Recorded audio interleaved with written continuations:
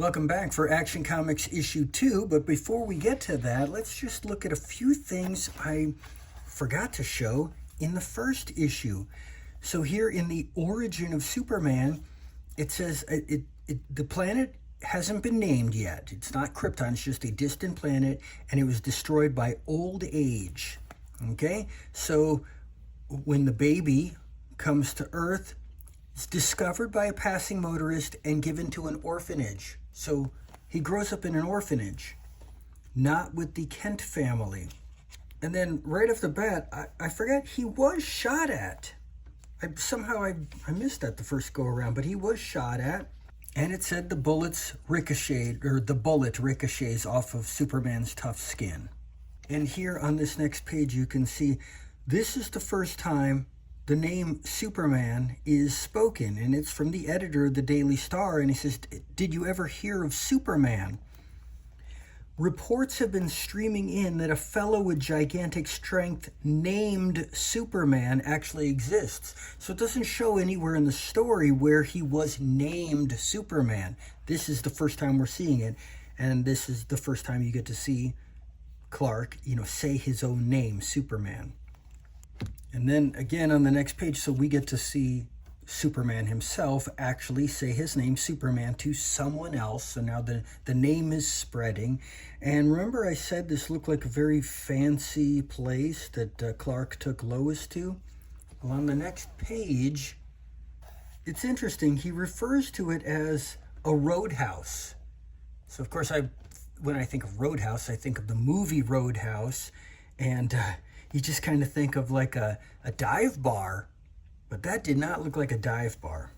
And then here, you've got Lois Lane saying Superman for the first time, and the editor of the Daily Star saying, "Are you sure it wasn't pink elephants you saw?" Now, I thought that the reference to pink elephants being a metaphor for hallucinating came from Dumbo, but that would have been 1941, and this is 1938. So I Googled it, and it said, yes, Dumbo was where it was popularized, but it was kind of in the zeitgeist already as a term being used. And I guess there was a novel by Jack London in 1905, if I'm remembering correctly, where it's kind of brought up. So that was already a thing. And so now we can get to issue 2. As you can see, Superman is not on the cover. This, I'm sure, is for one of the other stories that would have been in that book. And right here in the first panel, you can see they forgot to draw the emblem on Superman's chest. And this is the conclusion to the cliffhanger from the first issue, where he was jumping to land on the Capitol building and he missed it. And doesn't look like he's in Washington, D.C., anywhere near the Capitol anymore. It looks like he's back in New York City because he's just falling down a skyscraper. It says he plummets 80 stories to the sidewalk and just lands on his feet while carrying this hoodlum. And somehow the hoodlum isn't hurt. Wouldn't that arm of steel just kind of slice right through his body if he dropped 80 stories? But I digress. No, I guess it's not New York City. He's there on the Washington Monument. Now this is really exciting. So he sneaks in through the window, and the bad guy pushes a button, the walls open up, and all these gangsters pop out with Tommy guns, and they shoot at Superman. Bullets just bouncing off of him. This is the first time anyone would have seen something like this. And if I'm reading this correctly, the bad guys are all leaping to their death. Okay, so now they're going off to this foreign war. And you can see here, they've colored the letter S in red on the shield, so they're still trying to figure it out, right? And they didn't even color it in here. At least they drew it, but they didn't color it. This is so funny. It's just Superman. He's just kind of like on the railing, looking at the moonlight on this ocean liner, and then these thugs just kind of bum rush him and actually knock him through the railing into the drink, and he has to swim after the boat. Well, at least he outpaces the boat and goes to the destination first. So that's kind of super. Superman subjects the toughs to the severest thrashing of their lives. That's not an easy sentence to say. suffering succotash. Okay, so Superman convinces this guy to enlist in the army that he's in charge of. Go be a soldier in your own army. And to make sure he doesn't bail after enlisting, Superman goes in disguise as a soldier too. He also enlisted. And look at this, they go off to war. And the guy gets scared. He's like, "Well, I got to get out of here." And Superman's like, "Yeah, your view changes when you're here on the battlefront. People aren't so expendable anymore, are they?" All right, back into the Superman guys. He's snapping pictures, sending them back to the paper.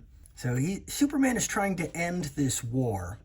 Lois is also trying to do her part, but she ends up getting evidence planted in her room.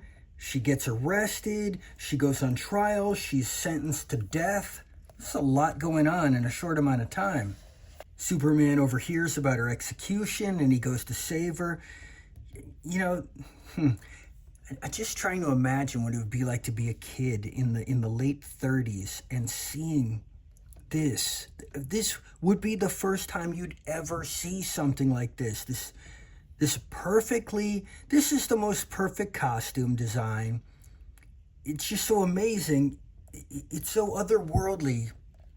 I mean, he's invulnerable, he's super strong, he's bulletproof, he's saving the day, he's in this costume, and nothing like this had ever existed. You can see why this really took off in popularity. Saves Lois, just picks up the bad guys, chucks them into the woods. Look at this, he looks cool. And Lois, when will I ever see you again? Who knows? Perhaps tomorrow, perhaps never. And he's off again, just leaping into the air, taking out planes single-handedly. It's amazing.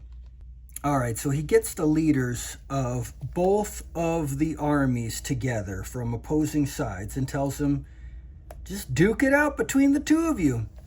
And they're like, well, why would we do that? We're not angry with each other. And he's like, but you each have an army battling each other. Why is that? And they're like, I don't know. Beats me. He's like, well, then shake and make up.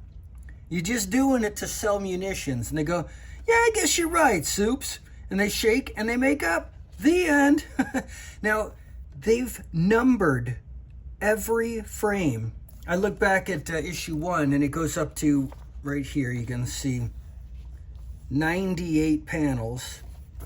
Issue 2, they made it to an even 100. Pretty cool, right? And then we end with this ad that says Superman is now appearing in newspapers. It became a newspaper strip already by just the second installment, the second appearance, the second story ever of Superman. He's already in the newspapers. That is very quick success. And I love how they just, made him shirtless. There's no costume. He's just wearing his underwear. That's weird.